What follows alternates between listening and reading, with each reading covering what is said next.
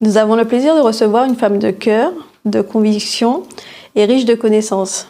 Femme très appréciée de ses élèves du lycée et qui, selon les personnes contactées pour préparer l'émission, je reprends leurs mots, Elisabeth est toujours disponible pour les autres et c'est une femme qui a la main sur le cœur. Bonjour Elisabeth Landy. Bonjour. Bonjour Merci Karina. d'avoir accepté notre invitation. Donc nous allons parler de votre parcours, votre passion pour l'histoire et la culture et de vos expériences de vie. Pour ceux qui ne vous connaissent pas, Elisabeth, est-ce que vous pouvez vous présenter? Alors oui, tout à fait. Mais déjà, je vous remercie aussi de m'avoir invitée. Alors, je suis née à Fort-de-France, il y a 60 ans, au centre-ville. Enfin, je suis née à la clinique, mais au bout de 3 jours, j'étais au centre-ville où j'ai vécu pendant 10 ans. Je vivais chez ma grand-mère au centre-ville. Enfin, nous vivions tous chez ma grand-mère, à vrai dire. J'ai été scolarisée donc au centre-ville, à Émilie-Fordan, puis au collège Ernest Renan, puis au lycée Schellcher. C'était une époque où il n'y avait pas de cantine, donc on rentrait chez les grands-mères ou en pension pour déjeuner le midi, on repartait. J'étais au catéchisme à Fort-de-France, j'ai été baptisée à la cathédrale. Enfin bref, je suis une vraie foyalaise, pur sucre, comme ma mère d'ailleurs, qui est née aussi au centre-ville. Donc nous sommes d'une famille d'origine émigrée, mais née au centre-ville et très attachée au centre-ville, même un attachement qui peut prendre des fois des proportions au point que je n'ai pas voulu changer mon lieu de vote, quoi. Je vote au centre-ville. Ça prend ces proportions-là. Et donc, j'ai eu une enfance heureuse à Fort-de-France. Je vivais donc au sein d'une famille élargie, non pas avec mon père et ma mère seulement, mais avec ma grand-mère et mes oncles. Donc, je crois que ça m'a beaucoup enrichi, ça m'a beaucoup apporté. Et dans le quartier, il y avait beaucoup d'enfants. Donc, c'était une enfance joyeuse où on allait à l'école, on allait au catéchisme, à la messe en bande. Et j'ai beaucoup de souvenirs de cette enfance-là. J'ai eu la chance aussi d'avoir des maîtres d'école et des professeurs extraordinaires, j'avoue, qui m'ont ouvert sur des connaissances. À la fois, c'était l'époque où on avait des professeurs qui étaient en recherche, enfin, qui avaient une volonté de nous inscrire dans une culture. Donc j'ai eu la chance d'étudier des auteurs martiniquais, guadeloupéens, haïtiens, caribéens, depuis le collège, à vrai dire. Mais c'est surtout au lycée Schellcher que ça a pris une importance et que ça m'a déterminée à faire de l'histoire. J'ai eu vraiment des professeurs extraordinaires. C'était une période, les années 60 et 70, qui était une période très riche sur le plan culturel aussi, puisque c'était les débuts du CERMAC. Et donc on allait au CERMAC à pied. Et ça a été une révélation, le lycée Schellcher et le CERMAC, puisque j'étais adolescente à ce moment-là. Ça a été une vraie révélation. Et c'est ce qui m'a déterminée à faire des études de lettres, parce que ma mère voulait absolument que je fasse des études de sciences, bien entendu, comme tout le monde, mais je lui ai montré que je persévérais dans mon objectif, et donc voilà, j'ai fait des études littéraires, et donc j'ai fait ensuite des études d'histoire, à l'époque ça s'appelait le DEA, c'est le Master 2. Et puis il fallait bien travailler, donc j'ai passé des concours, et j'ai réussi au concours pour être professeur. Donc me voici professeur à 22 ans à peine, devant de grands élèves de seconde et de terminale. Je pleurais tous les soirs. C'était très difficile, pour moi.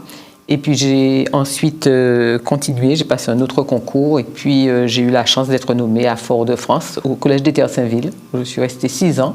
Là aussi, c'était une découverte. C'était un collège très agréable, où on pouvait faire beaucoup de choses. Il y avait de très très bons élèves. Et ensuite, au bout de 6 ans, j'ai demandé ma mutation et j'ai eu le lycée de Bellevue, où je suis depuis. Ça fait plus de 20 ans que je suis au lycée de Bellevue, donc voilà. Donc en fait, je n'ai jamais quitté l'école. Je suis rentrée à l'école, alors à l'époque, il n'y avait pas de maternelle. Je suis rentrée à l'école, donc au cours préparatoire. Et je n'en suis jamais sortie jusqu'à aujourd'hui. Mais à vrai dire, je crois que c'est là que j'ai ma place.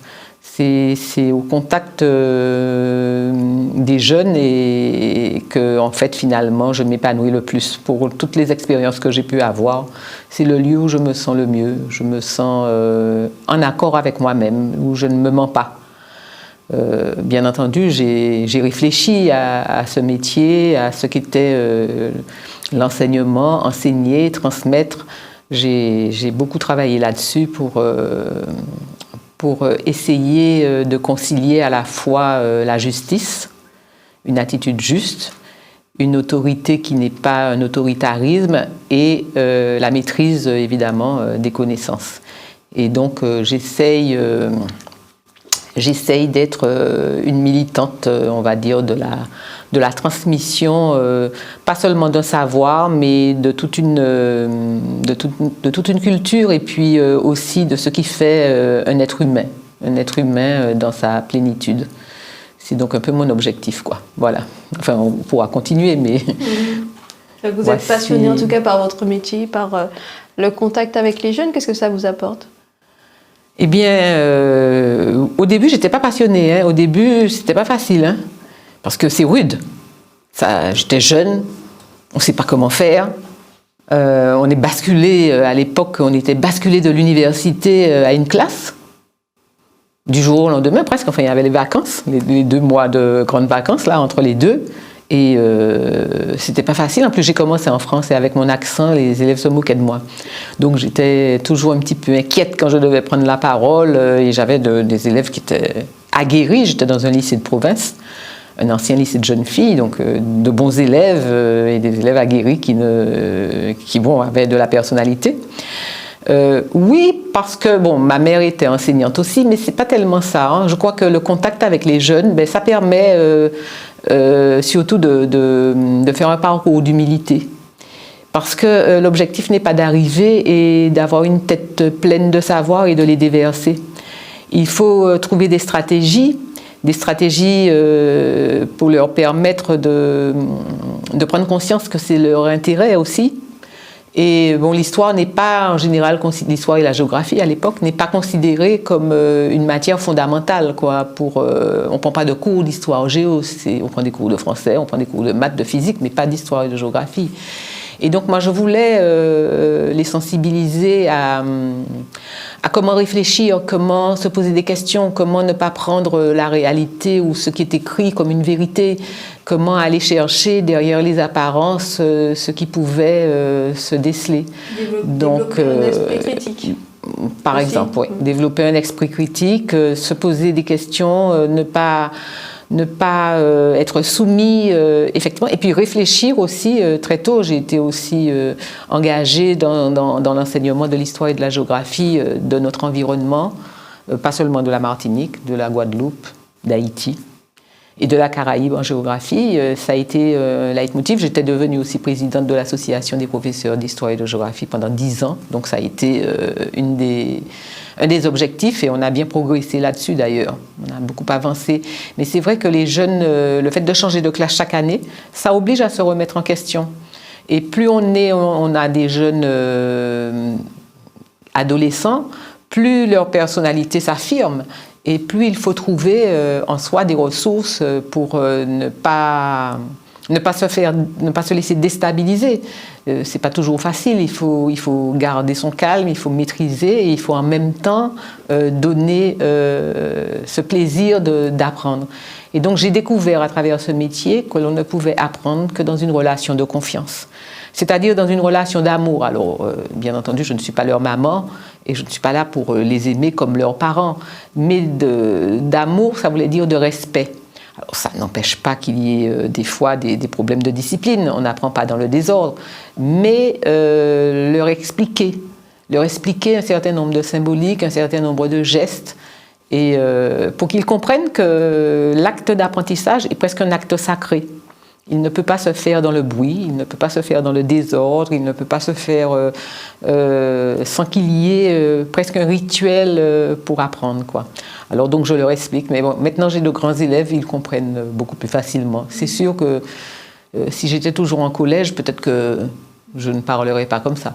Mais j'ai de grands élèves, donc ils sont attentifs et une fois qu'on leur a bien expliqué, ils comprennent et ça fonctionne. Et ils m'ont appris ça, l'humilité, le dépassement de moi-même, l'adaptation permanente, parce que ça va très vite, quoi. Ça va vraiment très vite. Depuis une dizaine d'années, là, il faut vraiment s'accrocher. Et puis, cette confiance et ce respect que je leur dois et qu'ils me doivent aussi. Ça va dans les deux sens. Et s'il n'y a pas ça, on ne peut pas apprendre. Oui, parce qu'avec les nouvelles générations, en fait, le rapport à l'autre, le rapport en fait à l'éducation, le rapport en fait à l'autorité a beaucoup évolué. Donc ça ne doit pas être simple. Bien entendu, oui. Entre mon enfance et aujourd'hui, ce n'est plus du tout le rapport à l'enfant. C'est pas le même. Les enfants sont moins nombreux, donc du coup, les enfants sont souvent des enfants rois, à qui on n'a pas appris souvent un minimum de discipline. Rester assis pendant 1 heure peut être difficile pour certains enfants. Donc oui, ça n'est pas. Il faut renouveler à la fois la méthode d'enseignement, mais il faut en même temps qu'il y ait des socles sur lesquels on ne peut pas négocier. Tout n'est pas négociable, quoi. Voilà. Et donc il faut bien être au clair soi-même sur les enjeux de ce que l'on transmet. Être au clair sur les fondements de la connaissance pour pouvoir avoir confiance en soi et pouvoir moduler ce qui est possible de négocier et ce qui n'est pas négociable. Donc, il faut aussi prendre en compte les réalités du terrain.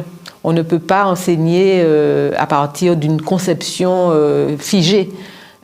Toutes les classes ne sont pas les mêmes, les enfants ne viennent pas des mêmes milieux, ils n'affrontent pas les mêmes difficultés ou les mêmes facilités, donc tout ça est à prendre en compte, quoi. C'est donc effectivement beaucoup plus complexe, hein. Il ne suffit pas de dire taisez-vous et écoutez, ça ne fonctionne plus comme ça. Non, c'est terminé. En plus, avec les nouvelles technologies, alors là, il faut vraiment s'adapter. Ça a changé complètement le rapport à l'autorité. Je veux dire, aujourd'hui, on peut utiliser le téléphone portable chez les grands pour qu'ils l'utilisent pour aller à la connaissance. Voilà. Donc, en fait, on n'a plus besoin de réciter quelque chose. On doit leur apprendre à faire le tri dans cette masse d'informations qu'ils ont à leur disposition et apprendre justement à se poser les bonnes questions.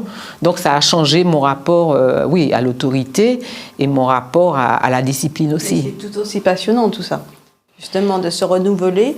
Mais pour revenir en fait à Elisabeth, en fait, à vous, quel type d'enfant vous étiez? Plutôt en fait très discipliné ou rebelle?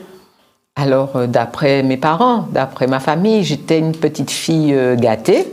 Ça c'est clair, j'étais la seule fille, la seule petite fille en plus. Il n'y a eu que des cousins et des frères. Donc le fait d'être seule fille, ça me mettait dans une position un petit peu particulière. En plus, j'étais chez ma grand-mère, donc évidemment, j'appelais les deux mamans et elles répondaient chacune. Je disais non, pas toi, l'autre. Donc j'avais 2 mamans à ma disposition. Donc je négociais et quand l'une me disait non, j'allais voir l'autre. Donc paraît-il que j'étais assez gentille, petite. J'ai été rebelle adolescente, oui. J'ai été rebelle parce que je découvrais la politique, je découvrais le monde de la politique. Avec mon père qui était passionné, j'allais écouter des meetings avec lui, je manifestais, ce qui choquait. Que faisait votre père ? Mon père était italien, donc il était fonctionnaire en Italie et pour venir s'installer à la Martinique, il a donc abandonné son travail de fonctionnaire et il était rentré dans le commerce de mon grand-père. Donc il était commerçant, mais il avait vécu à Milan. Et il était passionné de politique et donc on allait écouter les meetings à Fort-de-France et je me souviens de plusieurs grands meetings, soit d'Aimé Césaire ou soit d'autres, où j'étais présente. Et donc nous lisions les journaux politiques, où il y avait beaucoup de discussions à la maison et donc oui, j'étais un peu rebelle, adolescente, oui, j'étais un peu rebelle, mais bon, c'était une rébellion contenue. Je faisais la révolution à l'angle de la rue Victor Hugo et François Arago, donc c'était une révolution très douce, qui ne me mettait pas en danger. Et mes parents, c'était des gens qui fonctionnaient beaucoup sur le dialogue, on discutait beaucoup, donc ils avaient confiance en moi. Et bon, l'essentiel à l'époque, c'était qu'il fallait travailler à l'école. Le reste, bon, ça pouvait passer, mais qu'il fallait travailler à l'école. Donc c'était un deal. Vous êtes très très proche de votre mère ? Oui, je suis très proche de ma mère. Je suis très proche de ma mère parce que ma mère, pour moi, c'est un modèle d'obstination, un modèle de volonté, un modèle de résilience aussi, parce qu'elle a vécu des choses très difficiles dans sa vie. J'étais très proche de ma grand-mère aussi, de sa propre mère. J'étais très très proche de sa propre mère. À la limite, peut-être à cette époque-là, quand elle était encore en vie, elle est morte en 88, j'étais plus proche de ma grand-mère que de ma mère, parce que ma mère travaillait et donc j'ai été élevée par ma grand-mère. Mais ma mère a eu beaucoup d'influence sur moi par rapport à l'école, par rapport à la culture, par rapport à l'indépendance des femmes. C'était une femme c'est une femme qui vit encore, qui a beaucoup de pudeur, qui est très timide, mais qui me disait il faut que tu sois indépendante, tu ne dois pas dépendre d'un homme, donc tu dois travailler à l'école pour pouvoir être indépendante. Et comme nous n'étions pas des enfants d'héritiers, eh bien, c'est vrai que l'école républicaine était le moyen pour nous de gravir les échelons. Et elle a passé son bac. À l'époque, elle était au pensionnat colonial. Et son père, qui était plutôt traditionnaliste, ne voulait pas qu'elle parte faire des études. Et elle a profité du départ de son frère, de son petit frère, pour partir. Bon, elle a vécu des traumatismes aussi pendant la guerre, parce qu'ils n'étaient pas français. Donc, mes grands-parents et leurs enfants ont été internés dans des conditions très difficiles, très humiliantes, très dégradantes. Et elle en a gardé un traumatisme profond. Et parmi les enfants, c'est elle qui racontait, c'est elle qui transmettait cette histoire familiale. Et en fait, il y a comme ça quelque chose entre ma grand-mère, ma mère et moi. Il y a une espèce de fil conducteur. Et c'est vrai que au début, je ne me rendais pas compte, mais depuis que ma grand-mère n'est plus vivante, je me suis rapprochée d'elle, de ma mère, et donc je me rends compte de tous les efforts qu'il a fallu qu'elle fasse pour remonter la pente en étant fille d'immigrés italiens, de gens qui étaient modestes, mais pour qui la valeur travail était la valeur essentielle. Et ce traumatisme de la guerre a été violent. Ils ont été arrêtés, ils ont été internés, tout simplement, au camp du Lazaret. Et en dehors des conditions d'internement, c'est surtout la réaction des voisins, de la population qui a été très difficile à vivre. C'est un épisode très peu connu à la Martinique. Et quand on voit ce qui se passe dans le monde, on croit toujours qu'on est à l'abri ici. Ben non, on n'est pas à l'abri. Des choses du même type peuvent se passer. Et il a fallu qu'elle remonte la pente parce qu'à l'époque, dans les années 50, passer son bac, il n'y avait pas beaucoup de femmes qui passaient le baccalauréat. Partir à Paris pendant 5 ans, on ne retournait pas dans sa famille. On restait absent pendant 5 ans avec toutes les difficultés que ça pouvait occasionner, même s'il y avait une solidarité entre les étudiants antillais de l'époque. Il fallait franchir beaucoup d'obstacles qu'elle a franchis et elle a toujours travaillé, elle n'a jamais renoncé à travailler et c'est une femme qui m'a appris, qui était très exigeante, qui ne transigeait pas, elle m'a jamais dit eh ben c'est bien, tu as une bonne note, non, elle me disait toujours si tu as 16, ça veut dire que tu peux avoir 18 et ça n'était jamais suffisant. Et ça forge aussi le caractère qui m'a appris à ne pas me plaindre, à essayer de me dépasser, à toujours recommencer, à persévérer. C'est pas toujours facile. Ce n'était pas mes parents, c'était pas des gens qui disaient je t'aime, qui faisaient des compliments. Mais j'étais sûre de leur amour. Justement, j'allais vous poser cette question, puisqu'on me dit souvent que vous êtes quelqu'un de digne, de réservé, de discret, malgré les aléas de la vie.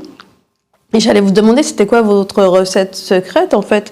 D'où tirez-vous, en tout cas, cette abnégation, ou peut-être le mot était mal choisi, mais c'est ça, en fait, d'où en tout cas, vous venez, en fait, cette façon de prendre les choses et de ne pas être victimisé, mais de toujours, en fait, être digne et de continuer à avancer.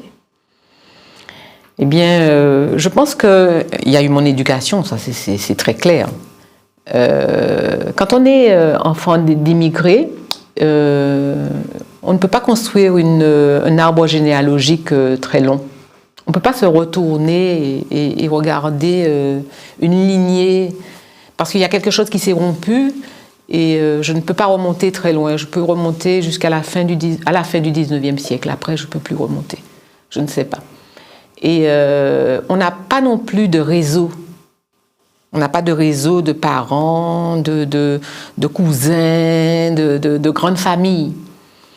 Donc, il faut compter sur ses propres forces. En plus, je viens d'un milieu où, comme je vous l'ai dit, la notion de travail était la notion première, parce que c'est par le travail que l'on pouvait gagner sa vie, quoi, gagner c'est par le labeur. Et ma mère était profondément républicaine. Je ne suis pas allée à l'école privée, par exemple, alors que j'étais une petite fille blanche à Fort-de-France, c'était très rare. Je suis allée à l'école publique parce qu'elle a subi les affres du racisme à l'école privée. Pourtant, elle était blanche, mais elle était pauvre. Et donc, elle n'était pas malheureuse, mais elle n'était pas riche. Et donc, elle en a gardé, oui, elle en a gardé rancune. Donc, j'étais à l'école publique. Mon père a perdu sa mère très jeune, donc il a fallu lui aussi qu'il se batte. Il a vécu dans des grandes villes. C'est quelqu'un qui ne parlait pas beaucoup non plus, mais qui nous montrait que les choses pouvaient se faire dans le dialogue et dans la confiance. Et donc, ça m'a donné peut-être cette force-là, ces modèles-là m'ont donné de la force, mais je dois aussi beaucoup à mes maîtres, à mes enseignants, à mes professeurs, qui m'ont appris la rigueur du travail, la culture. Ça a été une découverte extraordinaire. Ça a été pour moi un dépassement, et la fréquentation des grands auteurs, la fréquentation de la littérature, des arts d'une manière générale. Ça permet effectivement d'être résilient, de se raccrocher et de trouver peut-être en soi la force. Et puis il y a des démarches qui sont plus philosophiques, plus intimes. Il y a une compréhension peut-être aussi de la foi, qui est aussi une forme d'éducation à cette bienveillance vis-à-vis de soi-même aussi, et à cette exigence, je crois, de façon très humble. Vous pensez que finalement, en fait, votre engagement dans la cité est aussi en lien avec votre histoire ? Alors, je crois que je le dois plus à mon père, cet engagement dans la cité, c'est-à-dire que j'ai toujours considéré que l'engagement était une des valeurs essentielles de l'être humain. Pour moi, un être humain, il peut pas, enfin, il peut, mais il doit, il vit en société, et l'engagement était pour moi une des règles de vie. Donc, quand j'étais adolescente, j'étais toujours dans les organisations de jeunesse du lycée Schellcher. Voilà. Après, quand je suis devenue professeure, mes premiers actes ont été de me syndiquer, le jour même d'ailleurs. Donc, j'ai adhéré à 3 choses le jour même, à l'assurance Maïf, à la MGEN et au syndicat. Voilà. Ça a toujours été ça. Et je ne concevais pas effectivement de vivre sans ce rapport à la cité, sans défendre l'intérêt général, sans justement construire des propositions avec les habitants, parce que oui, on est un être social et que l'individualisme ne permet pas de réaliser cette complétude humaine. Voilà. Et donc mon engagement a été sincère, peut-être trop sincère, mais j'ai beaucoup appris. J'ai beaucoup appris de cette expérience de 12 ans. J'ai appris, déjà, je ne connaissais pas ce monde-là. C'est un monde... j'ai rencontré des gens formidables. J'ai rencontré des gens qui étaient d'autres professions, avec un autre vocabulaire. Il a fallu que je m'adapte très, très, très, très rapidement, que je comprenne les enjeux. Et donc, ça m'a appris à travailler autrement aussi, d'ailleurs. Ça m'a appris à voir à travers d'autres, à ne pas avoir d'œillères, à comprendre, et surtout à comprendre que l'essentiel était l'être humain, quoi. L'essentiel, c'était de répondre aux besoins des êtres humains et des gens avec qui j'avais appris à vivre et qui donnent aussi leur confiance quand ils votent voilà. Et si vous pouviez parler à la petite fille que vous étiez, que lui diriez-vous par rapport à tout ce vécu? Tiens, je n'y ai jamais pensé, à vrai dire. Je n'y ai jamais pensé. Là, vous me posez une colle. Hein. Vous diriez qu'il faut qu'elle s'aime, qu'elle se protège, qu'elle continue le combat. Oui. Voilà. Ça, oui, il faut se protéger. Ça, je l'ai appris à mes dépens. Il faut se protéger. Il faut se protéger parce que quoi qu'on fasse, on porte une histoire ou on porte quelque chose et tout le monde n'est pas au même niveau de réception. Et donc oui, il faut se protéger sans être paranoïaque, mais il faut prendre des précautions, comment dire, on peut avoir confiance, mais en même temps, il ne faut pas être naïf, quoi. Voilà, on ne peut pas entrer dans ce monde-là en étant naïve, et je l'ai sûrement été, j'ai péché par cela. Et puis, il faut pas attendre en retour, quoi. Il faut être... comment dire, il faut avoir des objectifs, en effet, mais pour autant, il ne faut pas vendre son âme, quoi. Vous avez œuvré pendant de nombreuses années pour les Martiniquais, pour en tout cas que les Martiniquais s'approprient leur histoire, non pas dans une démarche victimaire, mais plutôt dans une démarche de responsabilisation. Est-ce que vous pouvez nous en dire un peu plus? Alors, je suis d'une génération qui a bénéficié du travail des pionniers. Donc, avant ma génération, il y avait des gens comme Édouard de Lépine, Gilbert Pagot, Léo Elisabeth, Armand Nicolas qui vient de nous quitter. J'oublie son nom. Un professeur à l'université qui vit toujours d'ailleurs et qui vit en Guadeloupe. Mais j'oublie son nom. Donc, je suis de la deuxième, on va dire de la deuxième génération d'historiens, on va dire, de la Caraïbe ou de la Martinique. Alors, ma formation à l'université et dans certaines écoles était une formation très, très, très sévère, hein, très rigoureuse, où ce qui prime, c'est l'analyse des documents en termes de preuves. Donc, j'ai été formée dans cette école-là. Et donc, pour moi, l'histoire ne doit pas être un prétexte à forger un discours qui ne repose pas, non pas sur la vérité scientifique, mais sur l'objectivité. Il n'y a pas vraiment de vérité, puisque tous les historiens ont eux-mêmes une histoire, ils produisent un discours qui est le produit d'une époque, mais il y a une méthode. Et cette méthode, elle relève d'un consensus scientifique, et les résultats de cette méthode doivent être validés par ce consensus scientifique, c'est-à-dire l'ensemble des historiens qui sont spécialistes de la question et qui, par des travaux, dans des revues spécialisées, dans des publications précises, sont validés.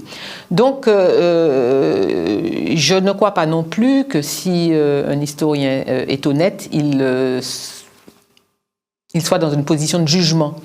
Donc, il faut dire ce que l'on a trouvé, apporter les preuves, faire une démonstration à partir d'une hypothèse, et construire donc un discours qui soit agrémenté et qui soit supporté, enfin qui soit adossé à une méthode validée. Et donc cette attitude-là m'oblige à des fois ne pas plaire aux autres dans ce que je dis, ou à ne pas en tous les cas j'y fais attention, à ne pas me laisser aller à de la complaisance, on va dire populiste ou démagogique pour plaire. Alors, être historien en politique, c'est plus compliqué, hein, parce que c'est pas toujours facile. On est obligé des fois, on risque, on peut glisser justement sur. Il faut faire très attention.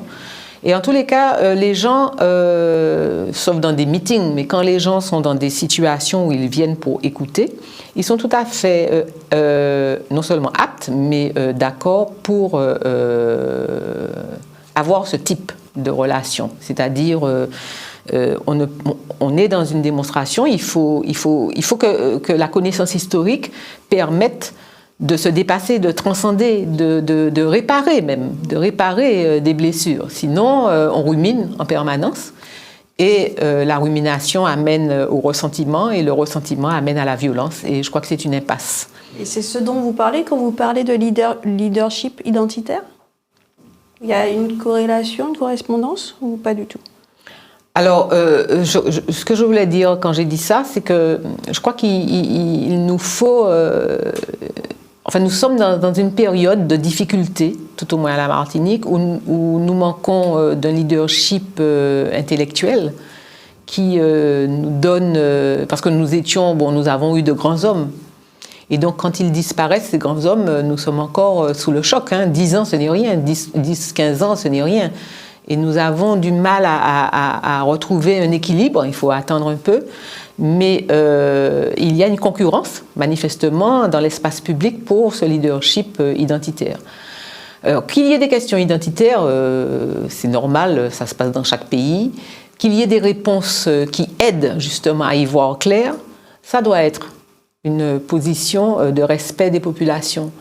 Il faut que ceux qui prennent la parole, que ceux qui utilisent la parole publique puissent justement apporter des éléments d'appréciation et pas des éléments de confusion. Donc je crois que chaque réalité est particulière, qu'on ne peut pas produire le même discours quand on parle des États-Unis ou quand on parle de la Caraïbe ou quand on parle de l'Afrique, ce n'est pas la même chose. Et je crois qu'il faut faire attention à cela, toujours dans le respect des gens. De toute façon, ça ne conduit pas... ça conduit peut-être à court terme à une solution souhaitée, mais à long terme, ça se retourne toujours contre ceux qui ont prêché ce type de parole. Donc je crois qu'il faut aider, il faut être dans une posture de vérité, alors évidemment de vérité relative, mais d'objectivité en tous les cas, et d'honnêteté, voilà. D'honnêteté, j'allais dire scientifique, parce que c'est ce dont une population a besoin. Elle a besoin d'y voir clair, et il faut que des experts puissent parler en fonction des données qui sont accessibles aujourd'hui, parce qu'on peut toujours trouver d'autres choses, mais il faut respecter cette parole et cette sincérité de la parole, me semble-t-il. Qu'est-ce que je peux vous souhaiter pour la suite, Elisabeth? Souhaitez-moi pour cette année de finir avec un chapitre. Oui, j'espère que ça se terminera bien. Je le souhaite. J'espère qu'on reconnaîtra ma bonne foi et puis le respect que j'ai toujours eu des règles. Voilà. Merci pour ce témoignage inspirant, Elisabeth. Merci d'être venue. Merci beaucoup de m'avoir invitée.